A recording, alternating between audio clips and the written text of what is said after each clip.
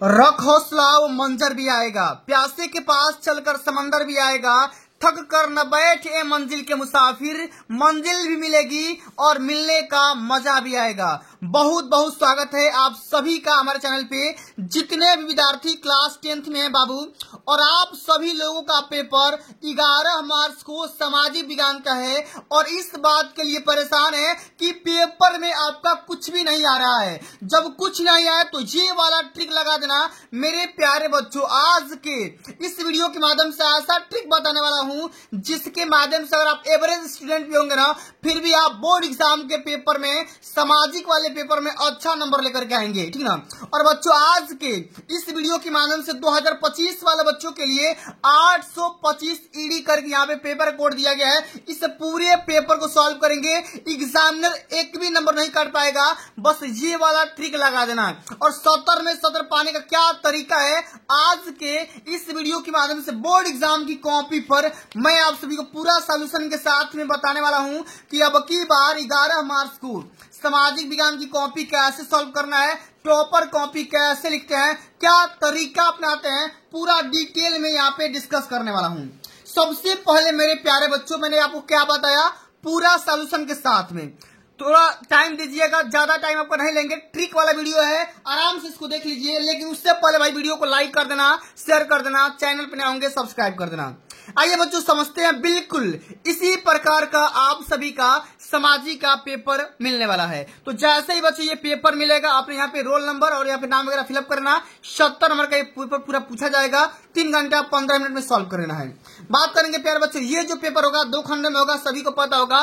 खंड अ में आप सभी के 20 नंबर के 20 बहुविकल्पी क्वेश्चन पूछे जाते हैं। सबसे पहले मात्र 2 मिनट के अंदर आराम से सारे बहुविकल्पी क्वेश्चन को सॉल्व कर लेते हैं, समझ लेते हैं। उसके बाद बहुत सारे बच्चों को यहाँ पे दिक्कत होता है, खंड ब का सलूशन कैसे करना है, क्या तरीका अपनाना है, आज के इस वीडियो के माध्यम से पूरा शेयर करने वाला हूं। सबसे पहला क्वेश्चन पूछा गया है कि निम्नलिखित नेताओं में से किसने यंग इटली सोसाइटी का स्थापना किया था। तो प्यारे बच्चों इस क्वेश्चन का राइट आंसर हो जाएगा जुसेप्पे मैत्सिनी। टाइम बहुत कम है, समय नहीं लेंगे, ट्रिक वाला वीडियो है, पूरा ट्रिक बताएंगे। अगला क्वेश्चन, निम्न में से किसे सम्राट घोषित किया गया था 1871 में, जर्मनी का पहला सम्राट। तो उसका राइट आंसर हो जाएगा कैसर विलियम प्रथम। जो भी बच्चा पहला ऑप्शन टिक करेगा इसको रट लीजिए भाई, क्योंकि ये सारा क्वेश्चन पेपर ही वायरल चल रहा है हर जगह, ठीक ना। अगला क्वेश्चन कि 1789 ईस्वी में फ्रांस में किस प्रकार का शासन व्यवस्था था। तो असीमित राजतंत्र था, बी ऑप्शन यहाँ पे राइट आंसर होगा।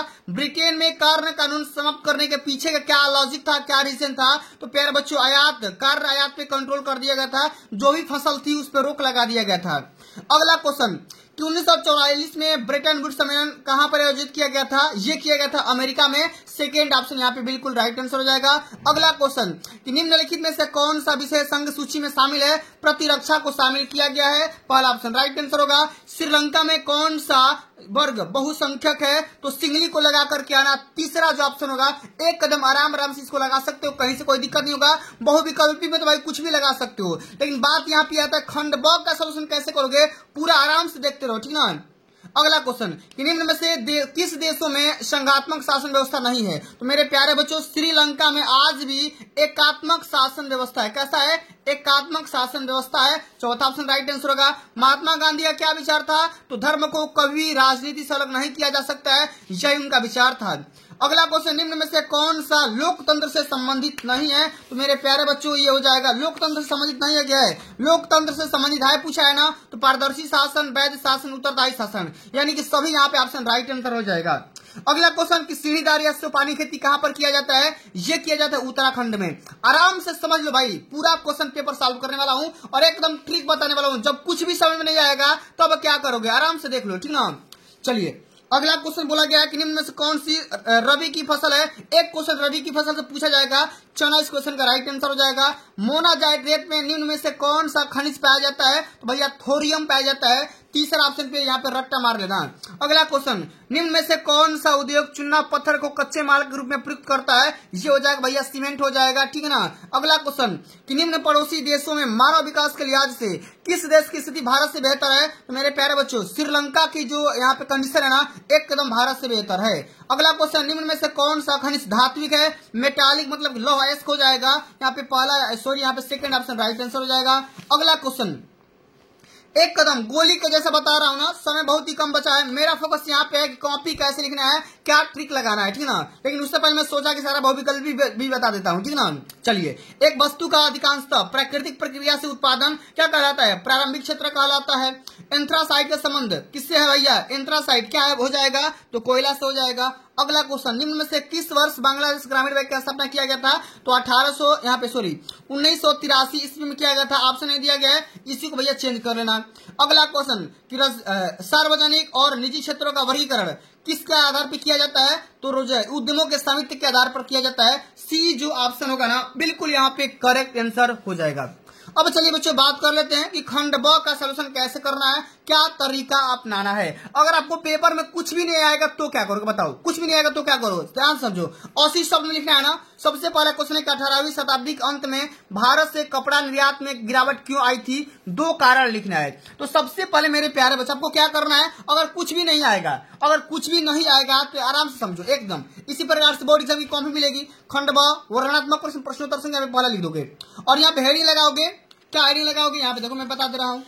सबसे पहले हेडिंग आपको क्या लगाना है, एकदम हेडिंग लगाकर कुछ भी नहीं आएगा तो भाई क्या करोगे, एकदम लाइन बनाना है, 80 शब्द कंप्लीट करना है। कैसे करोगे, हेडिंग लगाओ, 18वीं शताब्दी के अंत में भारत से कपड़ा निर्यात में गिरावट आने के 2 कारण निम्नलिखित हैं। गिरावट के बाद लिखेंगे कि 2 कारण निम्नलिखित हैं, 2 कारण निम्नलिखित हैं, एकदम आराम से निम्नलिखित है, आराम से। अब इतना लाइन एक लाइन भर गया। सबसे पहला कारण लिखेंगे, सबसे पहला कारण में यहाँ पे देखो, आ जाओ यहाँ पे ध्यान से समझो। इसमें पहला कारण लिखेंगे कि 18वीं शताब्दी या सदी के अंत तक भारत में सूती कपड़ों का आयात नगण्य था। मतलब बोल देंगे कि भैया जब ये इस समय लिख देंगे कि इस समय कपड़ा पर जो कि कपड़ा का जो आयात था नगण्य था। मतलब नगण्य था मतलब कि एकदम नहीं हो रहा था, नगण्य था।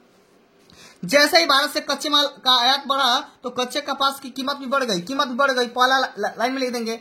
दूसरा में इसी में लिख देंगे कि भारत में बुनकरों के पास आपूर्ति की कमी थी और वे अत्यधिक कीमतों पर कच्चा माल खरीदने के लिए तैयार थे, ठीक ना, मजबूर थे, ठीक ना। आराम से यहाँ पे कर दोगे, 2 यहाँ पे आपको करना था, 2 यहाँ से कर दोगे। एकदम कुछ नहीं आएगा तो सबसे पहले हेडिंग लगाओ, ठीक ना, एकदम क्वेश्चन में से हेडिंग बनाओ, ठीक ना, और उसी हेडिंग के हिसाब से लिखो। कुछ नहीं आएगा तो इसी में से हिसाब से लिख दो कि भैया आयात कम हो गया था, मतलब कि कपड़ा मतलब कि जो भी हमारा कच्चा सामान था वो आ नहीं रहा था तो कीमत में गिरावट आ गई। सॉरी, कीमत में क्या हो, कीमत बढ़ गया। जब कीमत बढ़ गया तो जो भी वहाँ के किसान थे, जो भी वहाँ के लोग थे, भैया अधिक पैसा देकर के वो कपास को खरीदने के लिए मजबूर थे। आराम से हो जाएगा। इसी प्रकार से एकदम आराम से चाह करके छाप देना, ठीक ना। अब अगला क्वेश्चन, इसमें क्या करोगे, ये वाला क्वेश्चन, 19वीं शताब्दी के दौरान अंतरराष्ट्रीय अर्थशास्त्रियों के द्वारा बताए गए किन्हीं 2 प्रभावों के लिखिए। अब इसमें क्या करना, हेडिंग लगाओ। हेडिंग क्या लगाओगे, 19वीं शताब्दी के दौरान अंतरराष्ट्रीय अर्थशास्त्रियों के द्वारा बताए गए कोई 2 प्रवाह निम्नलिखित है। कोई 2 प्रवाह यहाँ पे लिख देंगे निम्न, ठीक ना, यहाँ पे लिख दोगे लिखित है। इस प्रकार से हर क्वेश्चन में लिखना है, ठीक ना, आराम से। अब यहाँ पे लिख देंगे भाई पहला कारण, फिर यहाँ पे लिख देंगे दूसरा कारण, आराम से लिख दो यहाँ से, कोई भी 2 कारण बना करके, ठीक ना। चलिए अगला क्वेश्चन बोला गया कि भारत में राजनीतिक क्षमता के विकेंद्रीकरण के पीछे के मूल क्या सोच थी, इसके बारे में लिखिए। और नहीं तो भारत में केंद्र और राज्यों के बीच सत्ता के बंटवारे की किन्हीं 2 विशेषताओं के बारे में लिखिए। तो सबसे पहले क्या लिखेंगे, हेडिंग बनाओ कि भारत में राजनीतिक क्षमता के विकेंद्रीकरण के पीछे का मूल सोच निम्नलिखित है। क्या करोगे, मूल सोच निम्नलिखित है। अब मूल सोच में पहले लिख देंगे यहाँ पे कि भारत में राजनीतिक शक्ति के विकेंद्रीकरण के पीछे का मूल विचार केंद्र सरकार से निचले स्तर की स्थानीय सरकारों जैसे राज्यों, जिलों और गांवों में शक्ति और निर्णय लेने के लिए अधिकार को वितरित करना है। इस अवधारणा को विकेंद्रीकरण के रूप में भी जाना जाता है, ठीक है ना। आराम से कर दोगे, कहीं से कोई दिक्कत नहीं, दिक्कत आराम से। फिर इसी प्रकार से देखो यहाँ पे भारत में केंद्र और राज्यों के बीच में सत्ता का बंटवारे की 2 विशेषता लिखिए। तो 2 विशेषता निम्नलिखित है, आराम से कर दोगे। एकदम यही ट्रिक लगाना है, ठीक ना, ताकि एग्जामिनर को पता चलेगा हाँ भाई बच्चे ने एकदम बढ़िया संघर्ष किया है। अगला क्वेश्चन यहाँ पे देखो, अगला क्वेश्चन क्या है, एक संसाधन के रूप में मिट्टी के महत्व को उल्लेख कीजिए और भारत में पाई जाने वाली कोई 2 प्रकार की मिट्टी के नाम लिखिए। तो भाई एकदम मिट्टी का महत्व लिखो भाई कि हम अनाज उगाते हैं, उसी पर रहते हैं, ठीक ना, तमाम प्रकार की बातें हो जाती है, ठीक ना। और यहाँ पे कौन कौन सी मिट्टी होती है, काली मिट्टी, ठीक ना, पीली मिट्टी, चीनी मिट्टी, तमाम प्रकार की मिट्टियां पाई जाती है। आराम से उसका यहाँ पे सोल्यूशन कर सकते हो। और नहीं तो ये वाला भी कर दो कि अबरक का उपयोगिता बताइए और भारत में इसके किन्हीं 2 उत्पादक राज्यों के नाम भी लिखिए, ठीक ना। अब इसका क्या करेंगे, अबरक को इस्तेमाल कहाँ किया जाता है, तो अबरक के छोटे छोटे टुकड़े रबड़ बनाने में, रंग बनाने में, मशीन के चिकनाई करने के लिए, ठीक ना, किया जाता है। इसका इस्तेमाल सजावट में, विद्युत उद्योगों में भी काम आता है। पवन मापी यंत्र तथा उत्तम कोटि के दर्पण अबरक की सहायता से बनाए जाते हैं। अब कौन कौन सा दुगो राज्य है, एक तो है आंध्र प्रदेश और दूसरा है क्या, राजस्थान। आराम से लिख दोगे भैया, पूरा नंबर यहाँ से पा जाओगे।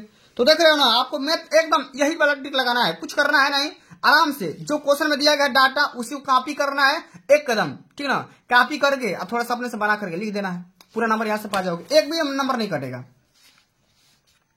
अगला ये चौथा नंबर क्वेश्चन क्या बोला है कि राष्ट्रीय आय और प्रति व्यक्ति आय में विभेद कीजिए। मैंने राष्ट्रीय आय क्या होता है और प्रति व्यक्ति आय क्या होता है। प्रति व्यक्ति आय मैंने एक इंसान कितना कमा रहा है वो, और राष्ट्रीय आय मैंने आपको पता चल रहा है कि पूरा देश मिलकर कितना कमा रहा है।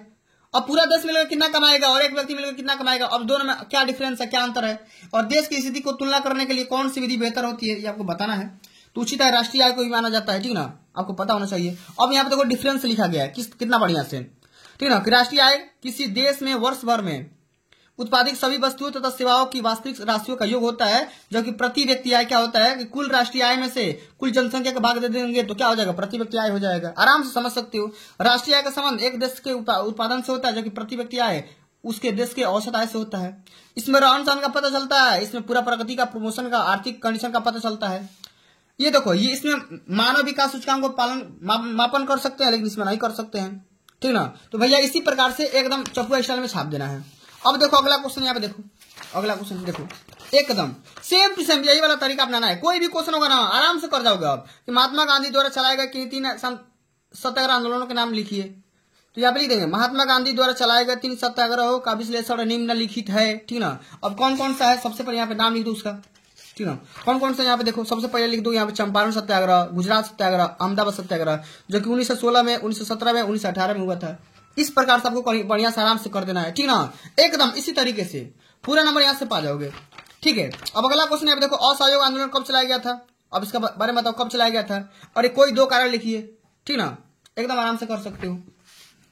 अगला क्वेश्चन है कि भारतीय समाज में जाति प्रथा अभी प्रचलित है, इसके कारण क्या है, समाप्त कैसे कर सकते हैं, 2 उपाय लिखना है आराम से, ठीक ना। अरे तो ये वाला करो कि भारत में महिलाओं के प्रति भेदभाव के तरीके का वर्णन करना है, तो एकदम कोई भी क्वेश्चन कर लोगे, मुझे पूरा भरोसा है, ठीक ना। चाहे कितना भी ज्यादा हार्ड क्वेश्चन आएगा ना, आराम से आप कर सकते हो, ठीक ना। कि जाति प्रथा को समाप्त करने के उपाय कौन कौन से होते हैं, स्कूल में, कॉलेज में, धर्मशाला के नाम पर कोई भी नामकरण नहीं होना चाहिए भाई, जाति का नाम हटा देना चाहिए, और जाति संगठन, परिचय सम्मेलन, ये सब एकदम बिल्कुल भी नहीं करना चाहिए, ठीक ना।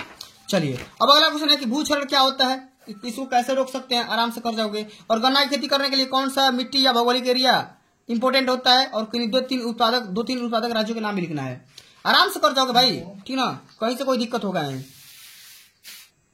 ठीक है। तो आराम से इसको कर लेना है, कहीं से कोई दिक्कत नहीं आएगा। भूक्षरण का मतलब कि जमीन का नुकसान होना, मतलब कि कटाव होना, अपरदन हो जाना, ठीक है ना। इससे कारण क्या होता है, जनसंख्या विस्फोट, औद्योगिकरण, शहरीकरण, तमाम प्रकार रीजन कैसे रोक सकते हैं, यहाँ पे तरीका लिखा गया, एकदम इसी तरीका से सारे क्वेश्चन को अटेम्प्ट करना है, ठीक ना, एकदम बेहतरीन से बेहतरीन स्टाइल में। चलिए तो प्यारे बच्चों, आज के लिए बस इतना ही। अगर ये वीडियो आप सभी को अच्छा लगा होगा, हेल्पफुल लगा होगा, तो वीडियो को लाइक कर देना, शेयर कर देना, जितना हो सके भाई शेयर कर देना, ठीक ना। चलिए मिलता है अगली वीडियो में, तब तक के लिए जय हिंद, जय भारत, वंदे मातरम।